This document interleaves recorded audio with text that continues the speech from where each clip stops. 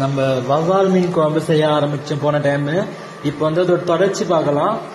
மிளகாத்தூள் கரம் மசாலா போட்டோம். இப்போ அது வந்து நல்லா மிக்ஸ் ஆகி நல்லா குக் ஆகி இருக்கு. நம்ம கொஞ்சம் மஞ்சள் பொடி சேர்த்துக்கலாம் ஃப்ரெண்ட்ஸ். இப்போ நம்ம புளி சேர்த்துக்கலாம், புளி கரைசல் சேர்த்துக்கலாம்.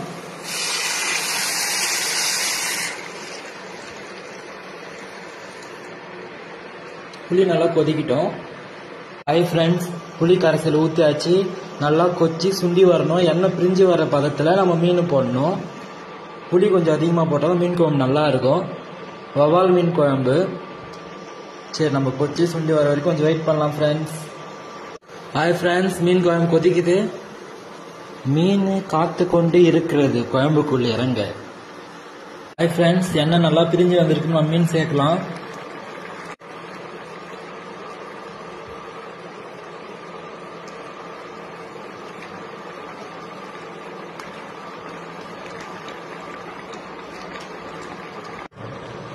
மீன் குழம்பு இன்னொரு 10 மினிட்ஸ்ல ரெடி ஆயிடும். வாங்க ஃப்ரெண்ட்ஸ் சாப்பிடலாம். வாழை மீன் நானுங்க, வஞ்சர மீன் நானுங்க, வவ்வால் மீன் குழம்புங்க, வாங்க வாங்க சாப்பிடலாம்.